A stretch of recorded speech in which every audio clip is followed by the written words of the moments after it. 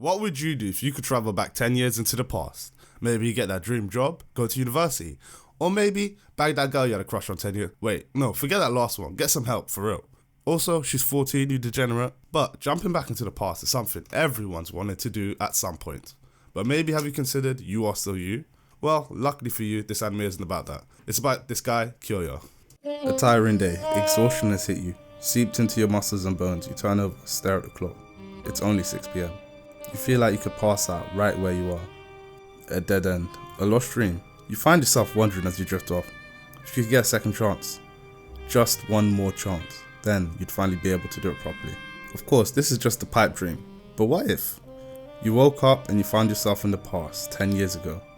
That's the premise of Remake Our Life, also known as Bokutachi no Remake. A series that plays on a thought that many of us have had in our lives. The feeling of just one more chance. Whether it's a day, a week, or even a month. If we could do it again, we'd definitely succeed this time. So, would you take that chance? I wouldn't. So, I'll need you to stick with me, because I'll explain why this series isn't really about that. Reading on your life and the feelings of nostalgia it plays on are in truth simply a hook to draw you in. It throws you into the day of the protagonist of the series, Kyoya, who was in the very same boat. Just fired and having moved back into his parents. He stared at an acceptance letter to the visual art school he had rejected to follow the sensible path of economics. Without a job and constantly faced with the success of his idols, the platinum generation that had gone to the art school and were of the same age as him.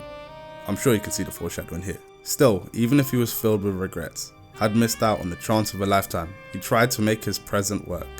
Right up until he was laid off for the 3rd time, back in his old bed with that old letter in his hand.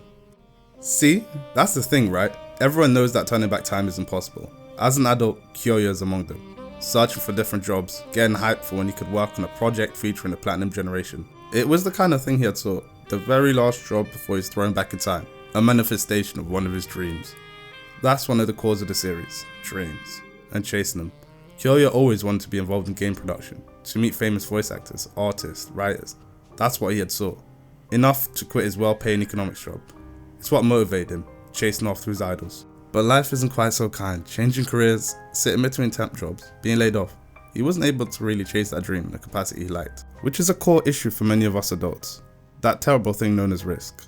When we're young, we have the time to deal with the consequences, and that's what Kyoya gained that day after waking up. An extra 10 years. To be able to go back to that important choice, and pick the path of going to a visual art school, to seize the opportunity he had missed out on because he took the practical choice. For many people with the dream of starting over, this would be the end. Everything would go right and it'd be happily ever after. That'd make a boring story though, and none of us are here for that.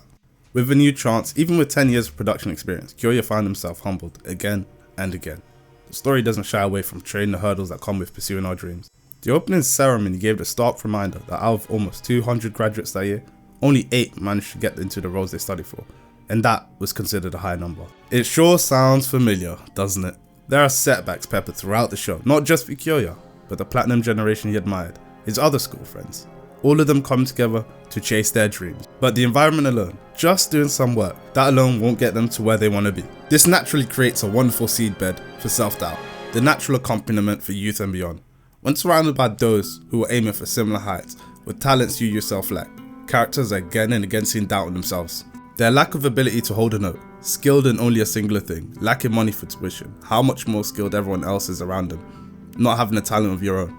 1,000 different things that cut into their confidence each and every time. But that was the catch. So magical time travel wasn't really what it was about. It was just an opportunity to get started. Like 100 other things in life could, like a chance meeting at a bridge.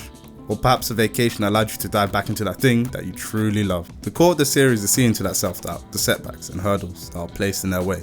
Whether it's together or alone, getting over them step by step, and taking the opportunities when they come, while continuously acknowledging the fact that trying to take that opportunity is tantamount to confronting your dreams, and any confrontation comes with a risk of losing.